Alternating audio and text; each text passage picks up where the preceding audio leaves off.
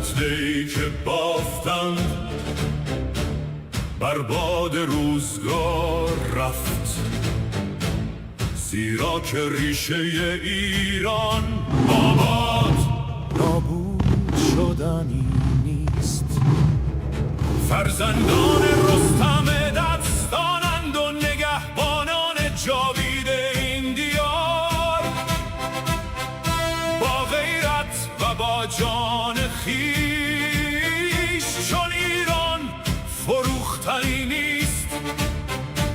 چون تیغ داد برکشند کفتاران از میان روند، چون در چنته دشمنان جز شرساری و شکست نیست. ایران ما پاینده است، پاینده ایران، پاینده ایران، پاینده ایران. Okay, welcome to the Chanted podcast. It's my pleasure to welcome Ken Timmerman, investigative journalist, best-selling author, president and CEO of the Foundation for Democracy in Iran, former senior fellow at the America First Policy Institute, Republican nominee for Congress, and a 2006 Nobel Peace Prize nominee. Ken, it's my pleasure to have you here. Thanks for having me on, Ihsan. My pleasure. Absolutely. You're one of the very few people that have been involved in Iran and Iranian affairs for a very, very long time. And my audience, they're mostly Iranian young diaspora. And I'm sure you're going to give us very good, to answer many questions that we may have. And you're the guy. So thanks for coming to my show. Thank you. Of course. So, Ken, without further ado, let's speak about the recent war against the Islamic Republic. The ongoing war. Ongoing war, a never-ending war. I know. I don't know how to describe it. No, it's not a never-ending war. It's not a never-ending war. It's the ongoing war. We are actually just about to enter Act 4. Act 4 of a 5-act Shakespearean drama. Okay? Shakespeare's dramas, all of his plays are in 5 acts. Act 3 was the ceasefire. Act 4 is going back to full-scale military operations. What's happened in the past 2 weeks has not been Act 4. It's been negotiations through bombing. And the Iranian regime showed that they're not really interested in negotiating. The only thing they want to negotiate is America's surrender. And obviously that is not going to happen. Right. The President Trump has said this week, he said on Thursday, that he's preparing to make the decision to go back to major military operations, a very, very major strike, bigger than anything we've seen, possibly next week. He's meeting with Bibi Netanyahu on Tuesday in the White House. That will be, now, the way the president does things, we don't know whether the strikes will happen before he meets Bibi, while he's meeting Bibi, or after he meets Bibi. He could do anything. And he tries to play strategic uncertainty to throw the IRGC, the Sepah, off their balance. So he could very well start the operations in 4 hours from now while we're speaking, or tomorrow morning, or on Wednesday. We don't know. But there will be major military operations. That is Act 4. And Act 5 of the Shakespearean drama is the uprising of the Iranian people and the overthrow of the regime. Okay. So I'm gonna speak on behalf of Iranian people. So so it's for us, it's very real. It's not like Shakespeare. So because it's about like blood. It's about our infrastructure. It's about like a lot of other things. Like we are worried about people back in Iran. Like what's gonna happen to them. So and I'm trying to. So when I announced that we're gonna have a talk, so I received many questions from different points of view, and I want to just raise those questions with you, and then get some explanation, get some answers from someone like you with deep knowledge of the like geopolitical competition in Middle East. It's something like the craziest part of the world, I would call it. what would be the stage 5 or phase 5? Like, would there be any boots on the grounds? Would it be so? How is going to look like for Iranian people? So the uprising of the Iranian people is something that I believe is currently being planned inside Iran by groups inside Iran, by people inside Iran, just as the protests in January were organized by people inside Iran with an appeal from Reza Pahlavi. The January 8th, January 9th protests followed an appeal from Reza Pahlavi. I think when the time comes and when he sees that the United States, possibly with some of our allies, and not just Israel, could be with the Saudis, with the Emiratis, once we have demolished, and I mean demolished, the Sepah, we've crushed the Sepah. We've crushed their headquarters. We've crushed their organization. We've crushed their ability to launch missiles and drones. We have crushed their ability to flow troops to 100 different points of protest around the country. Then the word goes out to all of the people on the ground. See, we don't need American boots on the ground. They're boots on the ground. There are millions of boots on the ground, but they're Iranian boots. Right. These are Iranian boots. They're boots for freedom. They're not American soldiers. American soldiers are not going to fight for the freedom of Iran. Iranians have to fight for their freedom. Okay. But they have to wait until the time is ripe. We will do a lot of the heavy lifting for them. We're going to do a lot of the heavy lifting. And then they can go seize the weapons at the armories of the Sepah and of the Basij around the country. And they have weapon stockpiles everywhere. And people know where they are. People know where they are. So that's what I'm trying to ask you. So there is some sort of difference between the first uprising that we saw almost 6 months ago with like after that there were a lot of information released that a lot of Iranians, they think it's not a kind of humanitarian intervention by United States and Israel. Like how, like, and there was a lot of talk about make Iran great again, and Iranians, they were so happy.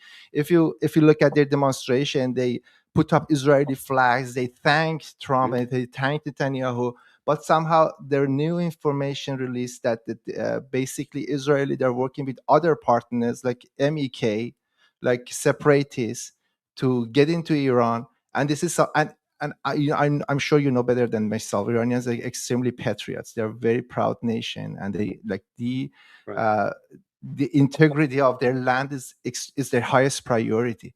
So I just want to say, like, is Iranian, like, how is the difference between Iranian people priorities and Israel and United States priorities? What are Israel priority here? What is United States priority? And then what are Iranian people priority here? Sure. First of all, let me just make one thing very clear. This is going to be messy. It's not going to be easy. The protests in January were peaceful protests. People still believed that by coming out into the streets, they could either force the regime to change its behavior, or that they could get overwhelming support from the international community for the struggle for freedom. They did get support from the international community, but that is not enough. I think, I certainly hope, but I also think that people inside Iran have understood between January and today, the end of July, that the next phase of the struggle is going to be violent. This is not going to be peaceful protests in the streets. This will be a violent struggle. There will be blood in the streets. There will be Iranian blood in the streets. Yeah. Hopefully, most of the Iranian blood is going to be Sepah and Basijis. But people are going to have to rise up and seize weapons and seize territory. And once they seize territory inside the country, the United States and Israel can give them overwatch, could give them, like we had in the Kurdish areas of Iraq for many, many years. We had a no-fly zone. We can establish a no-fly zone in liberated areas in Iran to keep the Revolutionary Guards, to keep the Sepah and the Basij from coming and destroying the liberated parts. Who do you mean by Iranian people? Are you speaking about this like ethnicity suppressed? Because there are a lot of talks about Iranian people, and then somehow Iranian people came to the conclusion, oh, the Iranian people we are talking about is different than Iranian people that like Israeli or United States people are talking about. Like Yeah. we don't want this type of like separation giving. So one of the things that about Iranians are so sensitive about, when the idea of federalism comes to play, and I know they're gonna make it very beautiful and nice. See, look at the United States, look at, but it's Iran is an ancient country, and let me show you one picture. Ken, I want you to speak more. Sure. But this is Iran. Like this is how things been integrated. So every like I have my families, like close families. I have Kurd, Lor, Arabs. Like we all coming together. Is a kind of different scenario here. So Iranians are worried that what are they after? Are they after to start by the idea of federalism and then turn it into something else?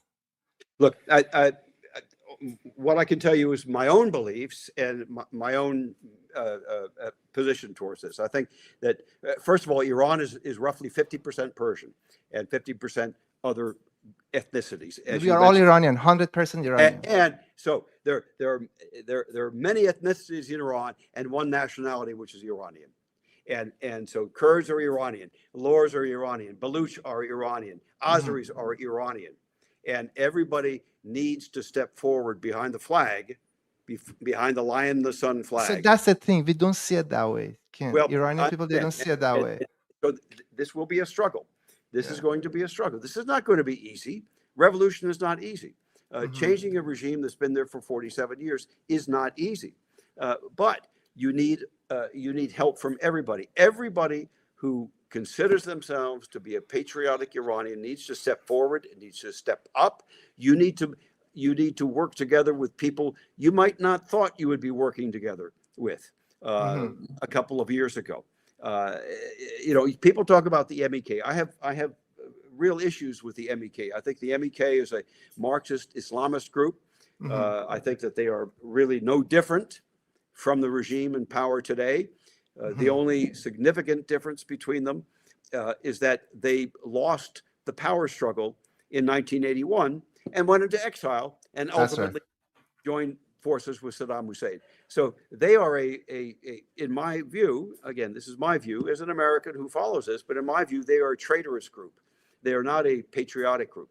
But there are many other organizations and people on the ground in the Kurdish areas and the Azeri, all along that periphery. And what's important about that, Ehsan, is that we talk about Kurds, about Lurs, about Azeris. They're all on the edges of Iran. They're all on the borders. Those outside borders can be used to resupply territory. So let's say that there's an uprising in the Kurdish and the Azeri areas. You can get into Tabriz. You can get into Mahabad. You can get into areas that have been liberated from the outside and resupply them. That's tremendously important. There's the same thing in Sistan and Baluchistan. You can get in there from Pakistan, and this is tremendously important. I happen to think that that's where the revolution will start. It will start on the outside, and then it will come in pressing like a hydraulic press on the heart of the onion, which is Tehran. Okay, so it's kind of make myself a little bit worried, like because of the idea, like Iranians are nationalists, and if you look at their previous demonstration, they called Javid Shah. Javid Shah is not about specifically a specific Pahlavi or a specific Shah. It's all about the type of Iran we desire to have, and the Iran we desire to have is one nation under one flag. And we don't have, like, Iran is an ancient country, and we don't have this type of conflict between. There's never been an internal war in the last 3,000 years of Iranian history. So, like, as much as I'm Esfahani, I feel like I belong to Tabriz too. So this is my home. Like this is different mindset than any other countries that we see in the region. Is the oldest country. But what would be my question is, what would be the best outcome for Israel or United States, for all the countries around Iran after the war? Well, look, I think Israel and the United States have slightly different objectives. Okay. The Trump administration has said clearly and repeatedly they want to make sure that Iran cannot have nuclear weapons, and that means they have to destroy the capabilities to make nuclear weapons, the capabilities that Obama left in place with the nuclear deal that he signed in 2015. He Right. basically gave them, and Trump is right to say this, he gave them a pathway. Obama gave the Iranian regime a pathway to nuclear weapons, and they followed it, and they were very astute at following it. Trump has said, no, that's got to stop. No enrichment capabilities, period. And that means they have to give up centrifuges. They have to give up the low enriched uranium as well as the high enriched uranium. The regime is not going to do this. Mhm. They're not going to do this. This is not going to happen through negotiations. That's something that I think Trump has finally understood. J.D. Vance perhaps not so, because he doesn't really understand the region very well.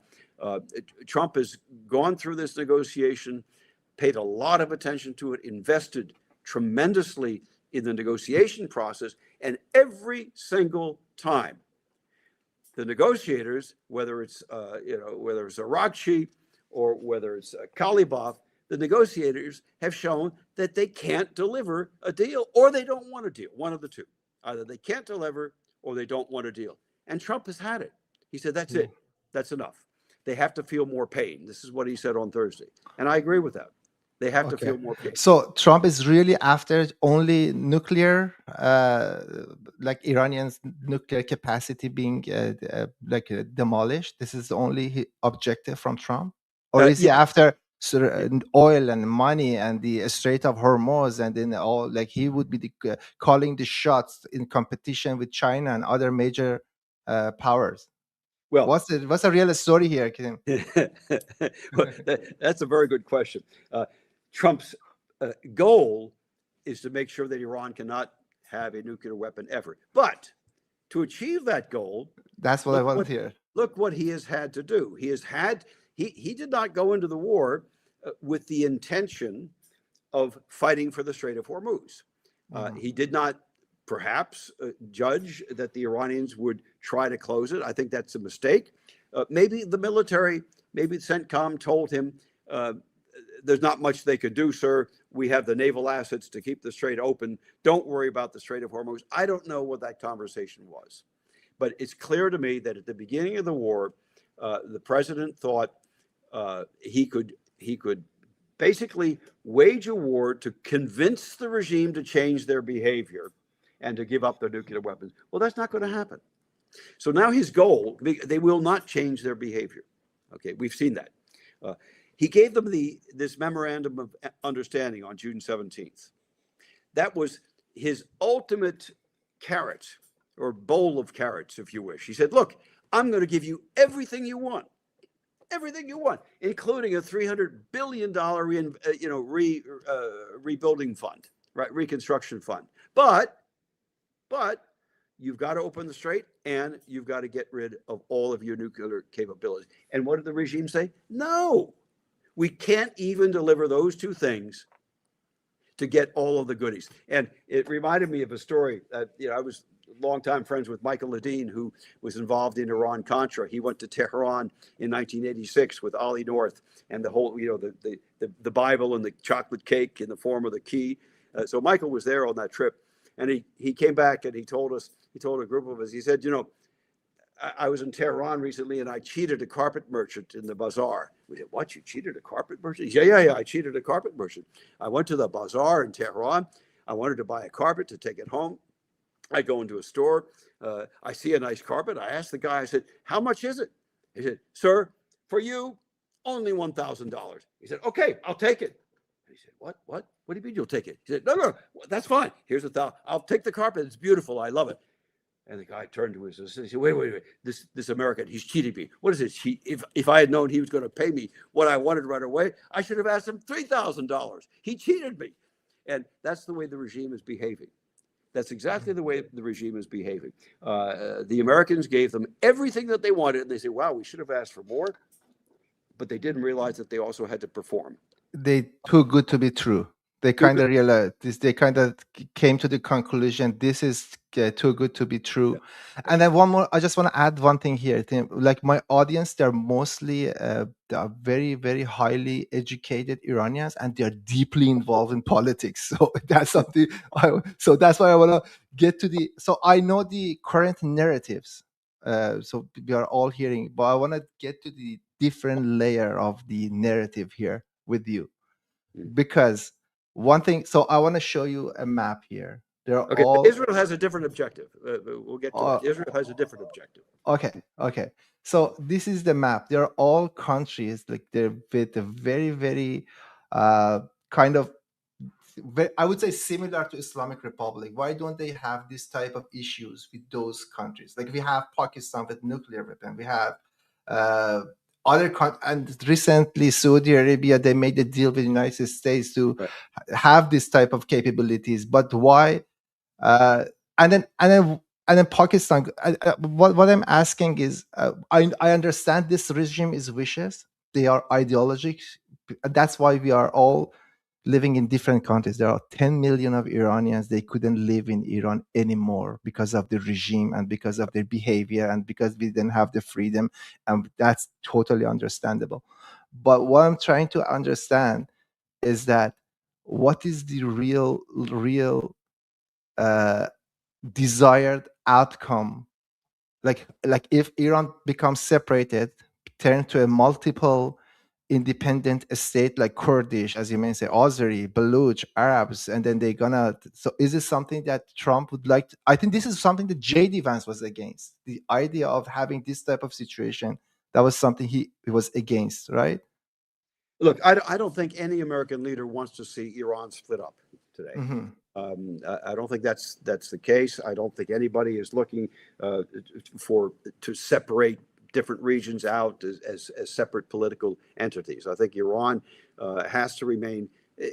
Look, there's an Iranian identity. There are many people who don't accept that. I've had bitter arguments Right. with people who do not accept. They say Iran madat nist, you know. Yeah, that's right. That's right. No, Yeah. I understand. So what can you say to that? There's not much you can say to that. Is that Mhm. good luck? You know, goodbye and good luck, and have fun setting up your own country. We're not going to help you, and you won't be part of the revolution. Mhm. But look, I don't think that is not Trump's goal. I don't know about JD Vance. It's not Trump's goal. The Israelis, and I'm going to get back to the Saudis and the rest. The Israelis have a different appreciation. I've worked with Israel for many, many years. I knew Uri Lubrani very, very well. He was the ambassador to Tehran in 1977 and 78, the only foreign ambassador who predicted the fall of the Shah at the time. I tell that story in my new book, The Iran House. And I've met with him many, many times. I introduced him to Reza Pahlavi in 1995 at a dinner at my house. So the book is called The Iran House, Hane Iran, because after my house in Kensington, Maryland, where we had this dinner between Reza Pahlavi and Uri Lubrani, who was Mr. Iran in the Israeli government. For many years, Uri tried to convince successive prime ministers that Israel should help the pro-freedom movement in Iran. And they said to him, the response until 2006, the response was, let the Iranian people do whatever we want. We just want to make sure that the regime doesn't attack us. That's all we care about. Let's just contain the regime. We're not worried about what happens. It's not our problem. After 2006, and I was in Israel during the war, is also in my book, Israel didn't have any missile defense in 2006. They got hit with 4,450 rockets and missiles from Hezbollah, which were Iranian rockets and missiles. Qasem Soleimani was in southern Lebanon during that war, leading the operations. Okay, and the Israelis understood that later on. They understood that, and so after 2006, they had a change of perception of not just the regime, but of Israel's own security. As the nuclear program began to progress in Iran, the Israelis understood that the regime in Tehran was an existential threat to Israel. You know, that the death to America, death to Israel, these weren't just chants. This wasn't just, people, slogans, political slogans. It was very real. And the regime, if they had the capabilities, they would do it. So first of all, they develop missile defense, Iron Dome, and the rest of it. And then second of all, they begin programs to help the pro-freedom movement. I was involved in that in 2007. There was a movement called Hambastagi Iran, Solidarity Iran. It failed. It failed because of certain Kurds who said Iran milat nista, but also certain ultranationalists who refused to talk to the Kurds. And those both of those groups had been infiltrated by the regime. This is one problem that the Iranian opposition has had for years. The regime is very, very good at infiltrating them and trying to create chaos inside opposition movements. So the Israelis said, look, it is now our interest to see this regime gone. So on February 28th, the beginning of the war, what did they do? They took out the supreme leader. The Israelis did that. We didn't do that. The Israelis did that.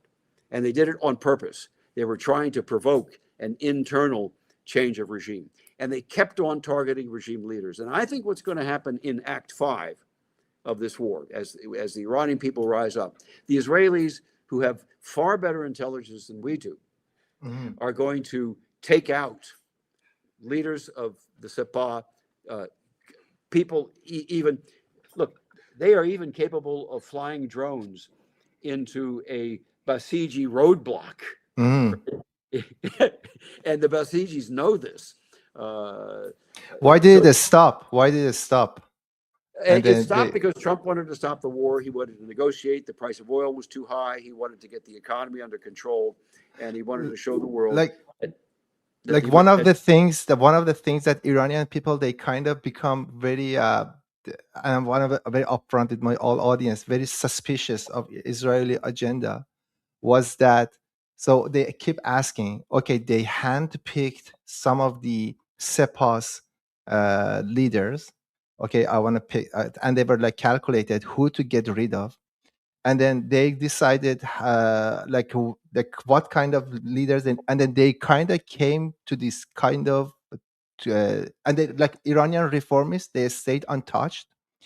Iranian regime repressive force, the very, very people that they are killing and executing people, they stayed untouched. And then they came to conclusion, dude, they are not here to save us. They are here to just make sure Iran, like Islamic Republic, is going to be some change of internal, and make sure they are on their leash, and then also make sure that the regional geopolitics, Iran is very, very weak, that like we have no other problem with Iran, regardless of any regime, any kind of people that come to power. What would you answer that? I don't disagree with that. I don't disagree with it. And I repeat what I said early. It is not Israel that's going to change the regime. It's not the United States that's going to change the regime. It's the people of Iran. And it's going to be a tough thing to do. It's going to be difficult. It's going to be bloody. They are not going to go down quietly. They're not going to go down without a fight. And nobody is going to save you.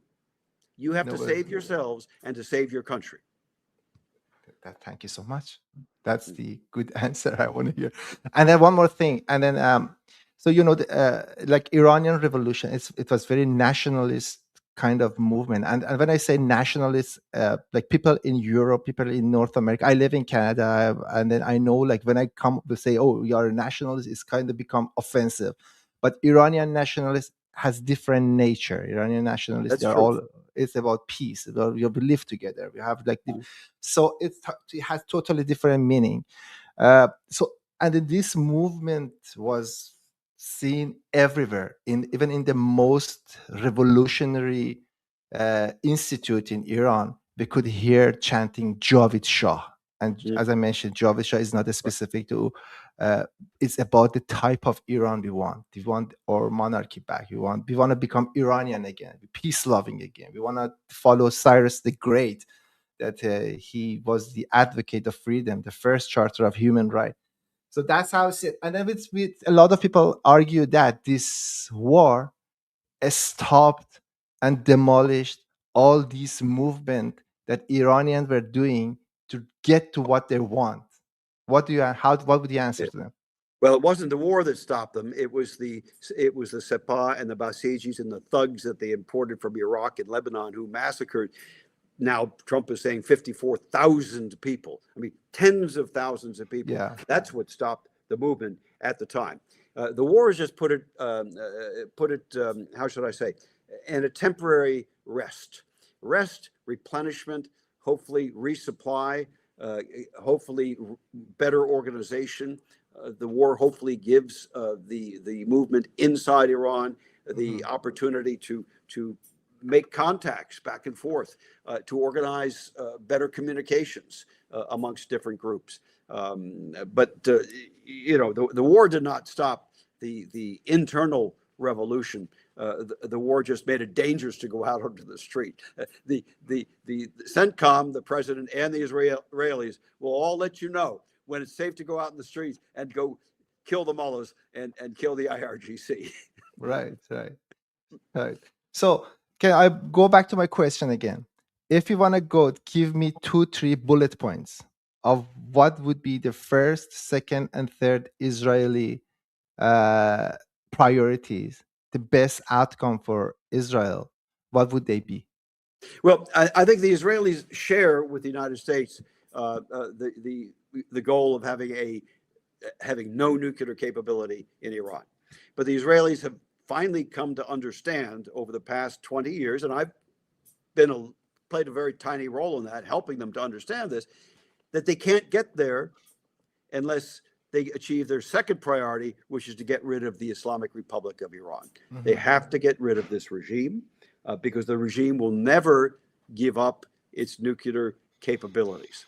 So the Israelis, I think, are full in to the notion of regime change, and they've been frustrated with their activities in the past, that they've not succeeded with the pro-freedom movement. But I think now they've taken a slightly different position, is that, look, we won't be able to direct how it goes, but what we can do is we can kill as many of the top Sepah leaders as we can. We can disable the Sepah as much as possible. We can attack the Basij. That's what I think is going to be the Israeli role in the next wave in Act 4. They will go after the Sepah and the IRGC. We will go after the military capabilities of the regime. But my question is, what type of Iran would be very like the desired for Israel? 'Cause I know, like, when I go back to 50 years ago, I know even like Israel, they had some problem with Shah and Shah Arya Mehr as well. Mohammed Reza Shah. They were trying to, there was some competition, and this is normal. Like, I live in Canada, and Canada and US, they're cousins. They're like Canada's USA little brother. And there's some competition, like you hear about all the tariffs and back and forth. Like, so, and this is very normal. But I want to just ask you, what would be the Iran that Netanyahu would say, oh, this is my legacy to you guys, and I'm gone? The end of the Islamic Republic of Iran. Anything that comes after that, bar a regime that's dominated by the Sepah, by the IRGC. Right. So any kind of, whether you decide to set up a republic, whether you decide to set up a monarchy, whatever form of government you choose, that's up to you. By the way, Reza Pahlavi has been saying the same thing for many, many years. He says, I'm not coming back to reinstate the monarchy. I would like to come back to help the Iranian people to achieve their freedom, and then they can decide what to do. It's going to be up to the Iranian people to decide. We're going to talk about that. We have a lot to talk about that part. Okay. Yeah, but I think for the Israelis are pretty clear-headed on this. It's not their business what the future form of government is. What their business is to make sure that the Iranian regime can no longer be a threat to the Jewish people and to the state of Israel. And to do that, they need to get rid of the nuclear program with the United States, and they need to get rid of this regime. Okay. And that they can only do by helping the people. Yeah. Okay. So I want to ask you one more question. Like, we know that United States, they were opposing, they were like they were putting Reza Pahlavi under a lot of pressure almost 45 years ago, when he was trying to proclaim his monarchy as a successor of Mohammad Reza Shah. We have those reports from Carter and Shahbanu Farah. She talked about it also. I'm asking why the West, they don't want Iranian to bring back their constitutional monarchy. This is something that I'm fighting for. I want to bring back the constitutional monarchy. So basically, the foreign countries, they get involved, as you mentioned, like Iranian regime, they infiltrated opposition massively, and then there's no talk about it. Like if you look at the faces and look at the backgrounds, and they are around Reza Pahlavi, and everybody knows in Iranian that these guys, they used to be like he had a very high rank sitting right next to Khamenei, and now he's just guy that's they trying to, oh, I'm your opposition, I'm the monarchist, you have to follow my list. So there's no question about that. But why, like Western countries, they don't like, for example, we have FDD, which is basically, and you know better about FTD. I actually want to ask you about FTD too. So they're going to help and Nufti, they're trying to propose a plan, and they eliminate constitutional monarchy for future path of Iran. And Iranian becomes sensitive. Why did we want to get back to our constitutional monarchy? And there's a lot of pressure and opposition from all these countries, and at the same time they are trying to like create division among us by saying, oh, this is the ethnicities that we need to support. No, if we're going to support Iranian people, millions of them, they came on the street and they say Javid Shah, which means we want our constitutional monarchy back. Thank you very much. Yeah. Well, look, I don't know about FDD and Nufti, but what I can certainly tell you is that for decades, especially the European countries, have not wanted any kind of change in Iran because they're making too much money with the mullahs. And the mullahs have invested too much money in their country, into their banks, in real estate, in Toronto, in Vancouver, in Malaysia, in Switzerland, in Liechtenstein, in Luxembourg, in Germany, for crying out loud. They have industrial companies in Germany, France. And in France as well. The motors, the engines for the drones, for the Shahed drones, are made, it's a German patent. And the Iranian regime bought the patent, bought the German company, sent it over to China, and now the Chinese are producing them for the Iranians. But it came from Germany. The Germans make too much money from this. So no European government ever wanted to rock the boat by supporting any opposition group. And in fact, Germany was probably the worst. They actively pursued many people that I talked to who had defected from Iranian intelligence, who tried to provide early warning of attacks, for instance, the attacks on 9/11.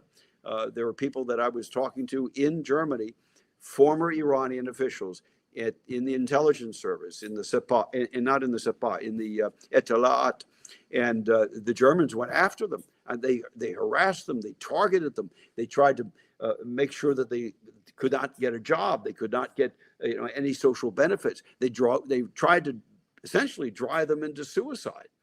So the Germans, in particular, I think, have played a very ugly role in repressing the pro-freedom movement and in supporting the regime. And I think many other European countries have been like that. China certainly has, and Russia certainly has too.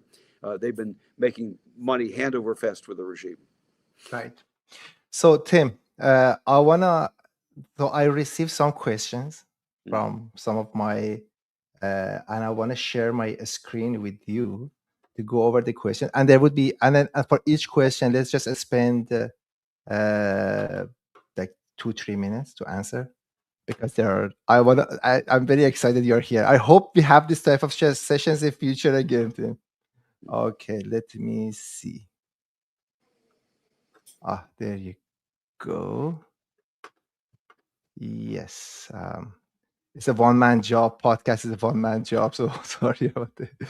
I have to do everything myself. Okay. So while I'm putting it on the screen, do you want to talk about Saudi Arabia and UAE? Are they really after our islands? So what are they up to? Like my dad is older than UAE. I mean, like, and that's craziest part. What are they talking about? What's the position? Look, I think the Saudis, the Emiratis, Kuwait, Bahrain, especially Qatar and Oman, I think they were really surprised that the regime attacked them. Qatar had been there, and the Omanis had been there they're negotiating partners. They've been the people who've been relaying Iranian demands to the United States and to the West, and yet the regime nevertheless attacked them. I think they're tremendously surprised about this, and when you get to the larger countries, the UAE in terms of military power, and the Saudis, they finally came to the conclusion that they can no longer live with this regime. They can no longer have a modus vivendi with the regime because they can never trust them again. They can never trust them again. Look, last week, the regime hit a desalination plant in Kuwait. And I called this in my weekly column. You can get that at my website, kentimmerman.com. I call this the warning shot, the Iranian regime's warning shot to its Gulf neighbors. And I said, if you join the attacks from the United States and eventually Israel in this next wave, we're going to take out your civilian infrastructure. And starting with desalination plant. I mean, think of that, being deprived of water. Kuwait depends 96% on desalinated water. 96%. You take out those plants, people can't drink. They die.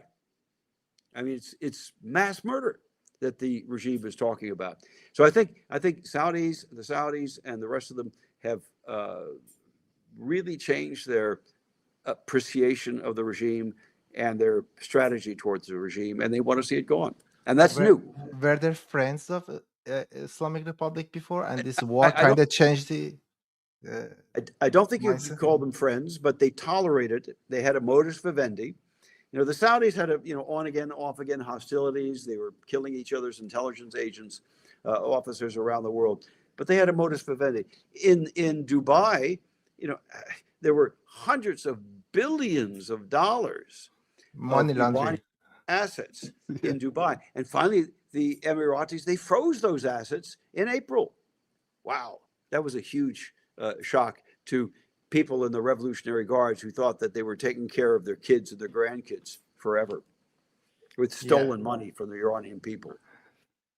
That's a very, very sad situation going on. And then Iranians, I hope we get what we deserve. There was after the revolution, I don't think any Iranian, they live a happy life. That's all, and I think my people, they deserve the best. I'm wishing them to get what they want, and you know what? They know exactly what they want. They want to go back to 21st of Bahman, I forgot the okay, 1978. So we want to get back to where they were, and we were hoping that the rescue is coming, but we are realizing, oh, you've got to be careful. There are people that are fighting, but you've got to do your own thing. You are a separate entity. You are not being like nobody, as you mentioned, nobody's coming to your rescue. Right. This is your what? This is your fight.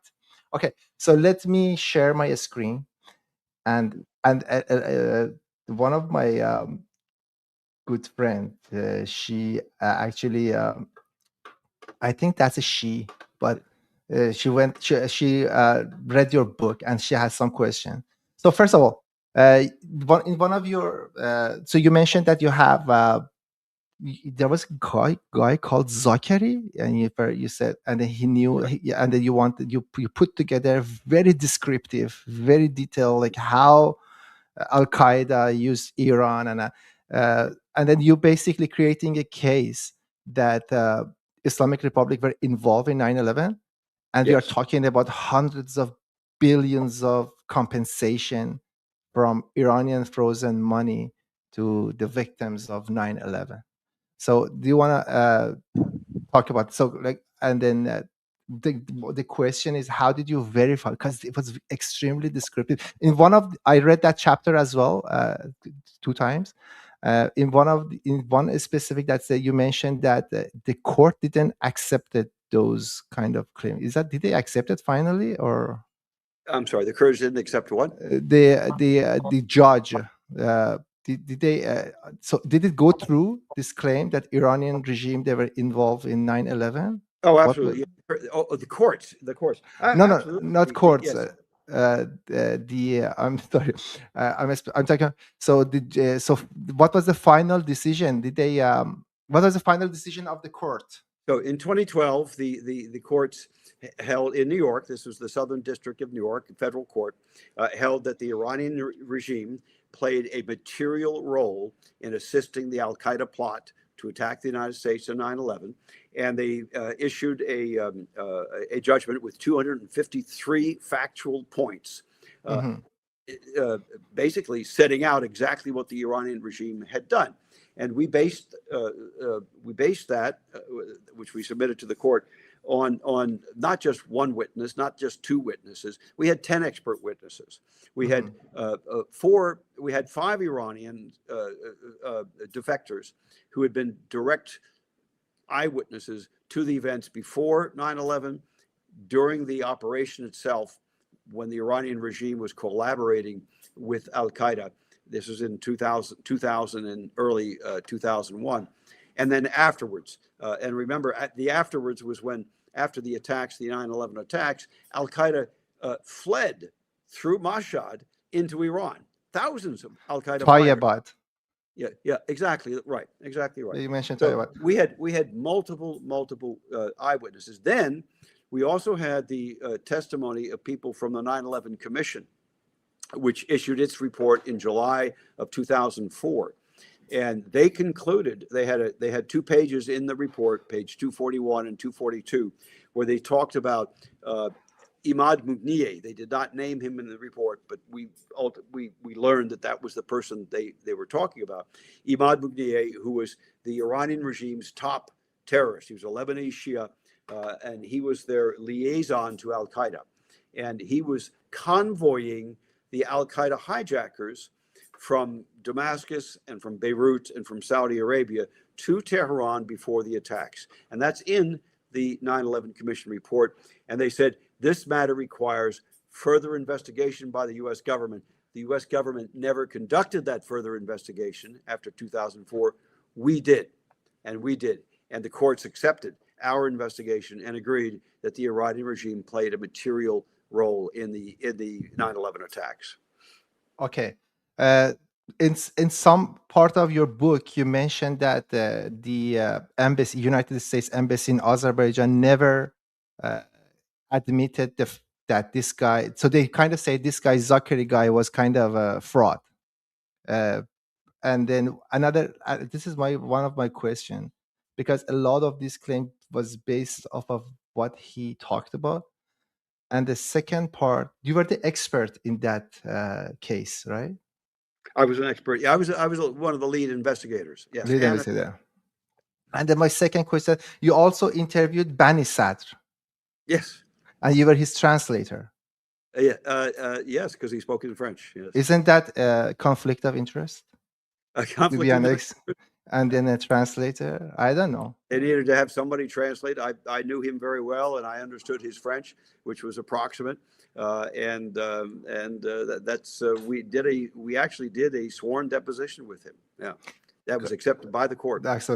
So one of the one comment came here, and that's why we have like Iranian people. They say those properties belongs. That's somebody, Mrs. Dehqani, one of my listeners right now. Some properties belong to Iranian civilians, not regime. So based on which law you use this as a compensation for Al Qaeda, ISIS, and other terrorist attack victims? What would you answer her? So there are many cases currently being litigated in Europe in particular, but also in the United States, about Iranian government assets. Mhm. And turning those government assets, whether they're bonds, stocks, liquid cash, over to the victims. Those have been they've been in court for, 10 years. 10 years. So the courts are very, very slow. And these are assets that we have been able to establish belong to the Iranian regime. Now, you can argue that it belongs to the Iranian people. I get that. You can say that. But for right now, the Iranian regime controls the money. And they use the money to do what? To carry out terrorist operations, to fund the Sepah, to fund the massacre of Iranians in the streets of Iran.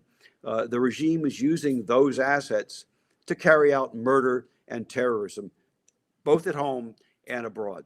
So that's where we are. The other funds that are going to the victims of terrorism come from what I call dirty banks.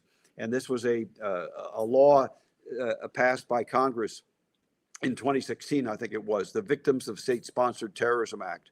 And it allows people who have been a victim of Iran or Syria or the Palestinian Authority and others to get compensation from money the Treasury Department has gotten from banks, primarily banks, but also companies violating U.S. sanctions.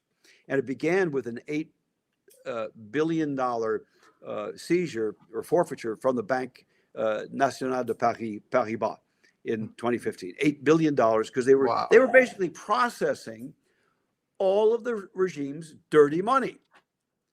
And so the Treasury stepped in and fined them. They got that money, put it into the U.S. Treasury, and Congress said, hey, some of that money should go to compensate the victims of that dirty money, of the regime that's using that dirty money. So there's that process as well. And that's actually how most of the money has, the money that's been paid out most from the dirty banks. That's when that's a lot of Iranians becomes skeptical of the intentions. So because we see this is an Iranian money. It doesn't belong to the regime. But no, it doesn't. The dirty banks have nothing to do with Iranian money. Yeah. That is money that this is money that the BNP Paribas forfeited from its bank accounts, its own bank accounts, not Iranian regime bank accounts, its own bank account. It was forced to pay the U.S. Treasury these fines and forfeitures because they were laundering money for the regime. So yeah, that's my question. So we are a lot of we talking about the maximum support of Iranian people, maximum support of Iran, because we know the Iranian people are the biggest victim of the whole scenario. So I think and then considering that this is Iranian people asset, I know this is the regime is doing all this crazy things. No, but you're mixing things up. The bank forfeitures and the bank fines have nothing to do with Iranian assets. Those are not Iranian assets.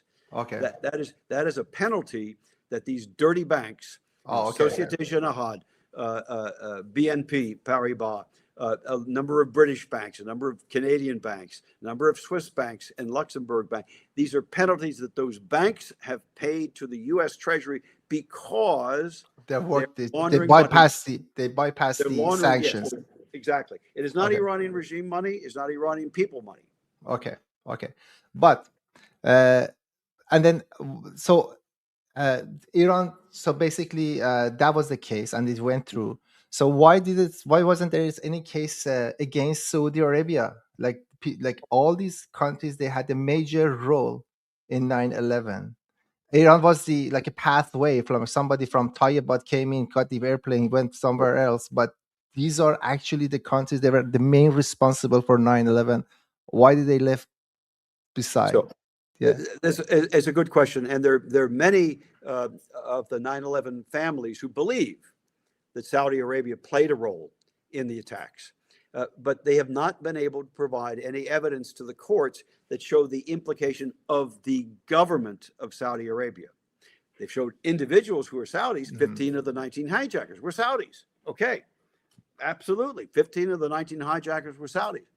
But they were never able to show to the court that the government of Saudi Arabia helped them in any way whatsoever. So that's the problem. We were able to show that the government of Iran, Kalibov was the head of the Sepah Air Force in May of 2001. And Bin Laden was someone. Kalibov personally flew the helicopter that brought Bin Laden's son and Ayman Zawahiri, the number 2 of Al Qaeda, from Mashhad to Tehran to talk to the Supreme Leader and to Rafsanjani and the rest of them, and to finalize the 9/11 agreement. So Kalibov personally played a role in this. the Saudis never, there's no Saudi official who played that kind of role in helping those 15 hijackers. None. But Bin Laden was a had a very tight relationship with because Saudi Arabia is like an absolute monarchy, right? There we have a king of Saudi, and that's it. And then Bin Laden was connected to this old. So he was a relative. He had a close ties with the power in Saudi Arabia, wasn't he? He did. He had close ties to individuals who were in the power structure, and it was called the Golden Chain. So these were people who were some of them were I won't say they were not government officials, but they were wealthy Saudis. Mm-hmm. So he had wealthy Saudi donors who contributed to Al Qaeda. But Bin Laden was stripped of his Saudi citizenship in 1996. So he was no longer a Saudi citizen after 1996. The Saudis disowned him. The Saudis also were not very happy with the Bin Laden family and the Bin Laden companies, which had won many, many government contracts. So there was no, you can't make a case. They've tried and they failed. You cannot make a case that the Saudi government supported Osama bin Laden and the Al Qaeda attacks on 9/11. There's no case there. Okay. Okay, I'm gonna ask you one more question, but like something separate. So she's asking. So okay, there is one question one thing that you mentioned in your book about $200 million fund somewhere in Switzerland that our Shah Ariamer left behind, and there was a trustee who was somewhere in Switzerland. They were holding that money, and there were certain conditions that needed to get removed in order for Reza Pahlavi, Crown Prince Reza Pahlavi, and as we constitutional monarchists call him, the Shah, the legitimate Shah, and then he basically can have access to that money. And then this is like kind of raised the question because I want to like think critically. Like I've seen many. First of all, we know Ariamer as somebody who is not after money. Just one is my argument. And then his answer based on my comment, the way I'm thinking. He was not after money. He was a patriot. And if this such money, and there was a lot of rumors, like Ariamer took $8 billion with the airplane. He had that money, and then it turned out all of them to be false. And then one more thing: if he had this $200 million in that trust, why Islamic Republic? What's that? Billion. 200 billion. Okay, so 200 billion. Why Islamic Republic never went after this money? Like we've seen all these government changes, and they assign like lawyers. They get 10% commission, and they remove the money back to. Well, look, there's only two possible answers to that. Mm-hmm.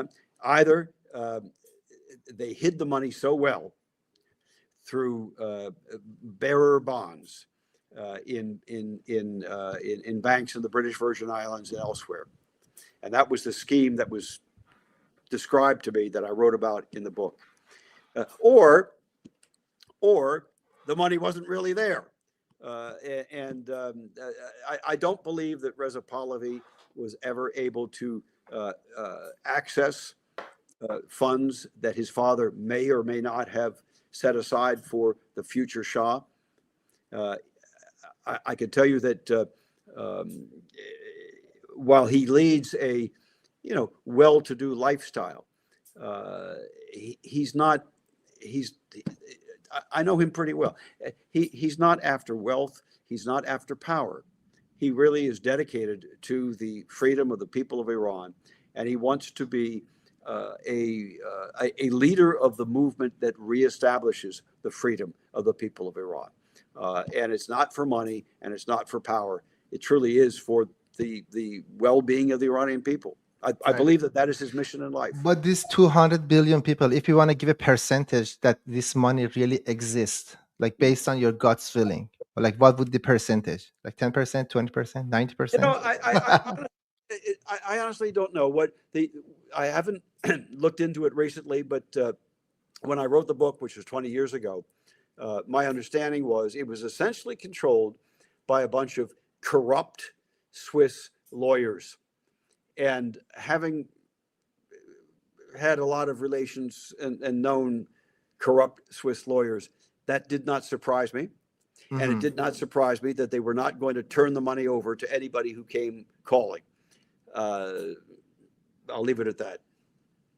Okay, okay, but it's for us. It's a very important topic because it really affects because we are seeing a lot of like Crown Prince Reza Pahlavi. He abandoned his role as a Yeah. Shah or as a Well, look, king. if the story is true, and again, I laid out the sources in the book, and you can look at those and judge whether it's credible or not credible. There were documents that were given me as well. But if the story is true, the condition of turning the money over was it was for the next Shah, not for somebody leading a movement, not for somebody who was living in exile, but for the next Shah, which essentially meant it was for the next government of Iran, led by a king. I think one of the conditions was he either become the Shah or he ends the Pahlavi dynasty, like whatever condition is met, if I remember correctly. And I'm trying to bring out the source from your book, but I don't seem to find it. But was that right? Was it true? Like Well, if he, it becomes a Shah if he abandoned his efforts to become Shah, he would not be able to get the money. okay, But look, again, this is I think this is a obviously it's an eye-catching number. yeah, It's a very large amount of money, and the regime has not been able to find it. Clearly, the regime has not been able to find it, and I'm convinced that they've not been able to find it, if it exists, because of the way it was set up with these bearer bonds. It's a very hard thing to penetrate. It's really very difficult to penetrate. And if the money is still there, it's controlled by corrupt Swiss lawyers, and good luck trying good to luck get it with out that. there.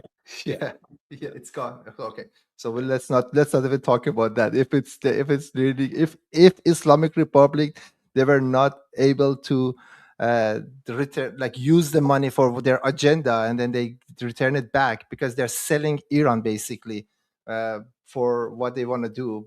I don't think it's going to be even achievable even for the next Shah. Uh, so that's one thing. Wants him because they want to keep money moving, right? So like when someone asked, so that makes sense that no money wants him to become Shah. No country wants him to become Shah because they want to keep money moving. So it could be one of the incentive of other countries. I don't know. It's just a raise a lot of speculation here. this Yeah. number. Okay. All right. So Well, the Swiss, I mean, the Swiss are very happy if they can keep that money in their accounts and keep earning interest. They're happy to do that. How many billions have Swiss banks earned off of Nazi gold, right? yeah, that's true. So maybe that's explains a little bit why Europeans, they are a big supporter of Islamic Republic in the last. Yeah.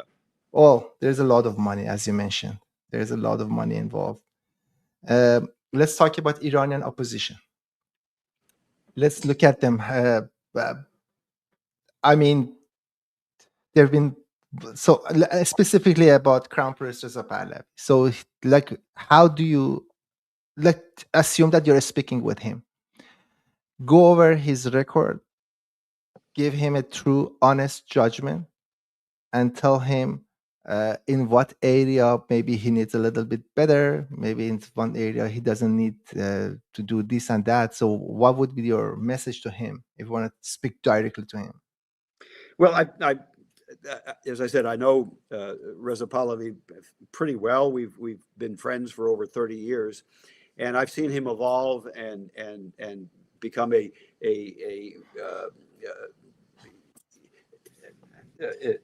far more accomplished and coherent leader over the years. And I think today he is matured to the point where he's ready to lead a national movement.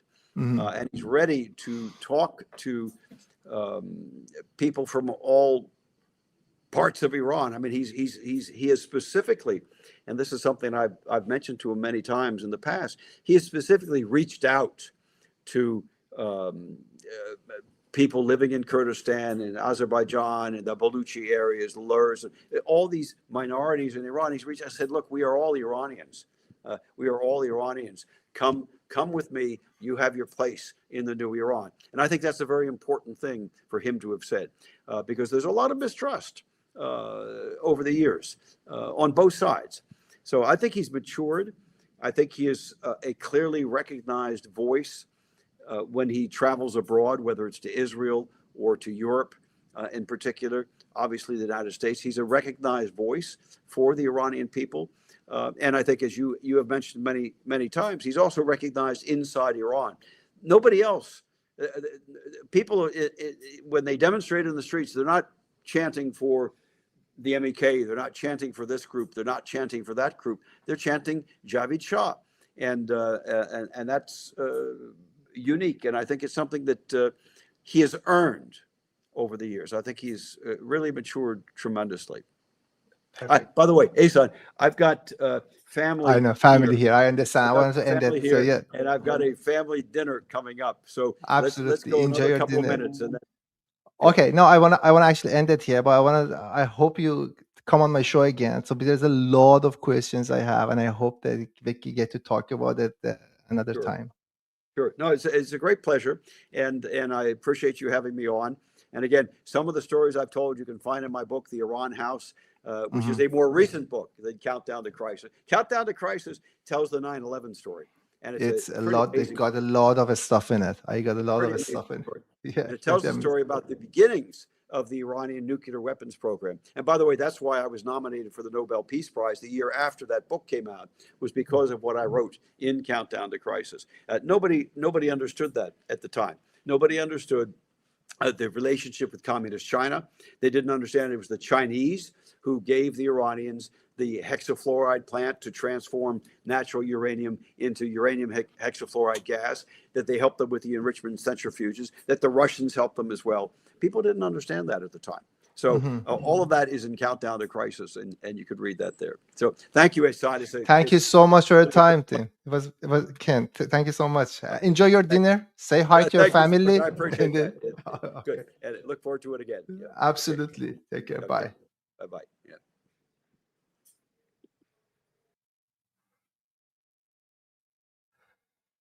All right.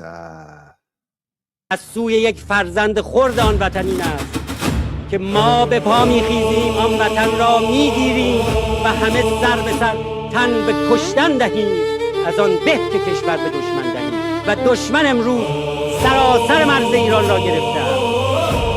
همه مرز ایران پر اهریمن است.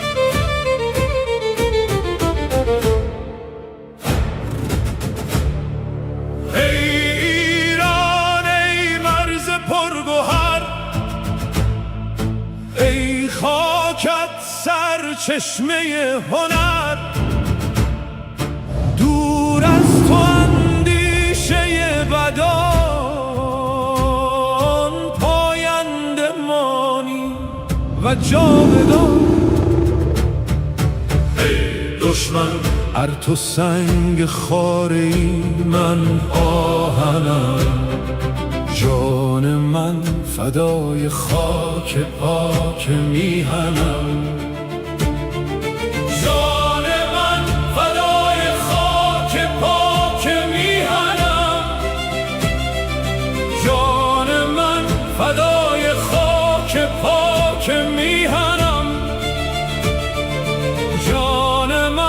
فدای خاک پاک میهنم مهر تو شد پیش هم دور از تو نیست اندیشه در راه تو که ارزشی دارد این جان ما پاینده با خاک ایران ما در راه تو که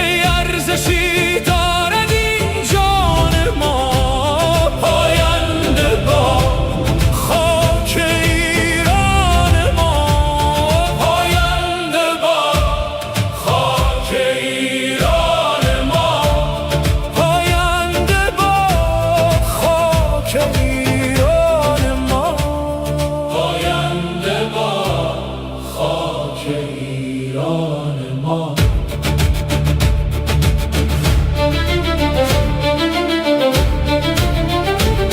پاینده باد خاک ایران ما.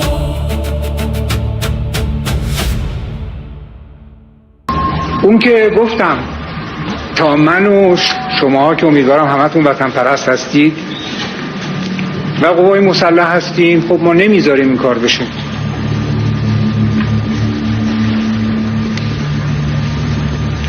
و فکر میکنم میشه باید گفت کوچکترین تغییری در پلیتیک ایران اصلا ممکنه که تمام نقشه دنیا رو به هم بزنه.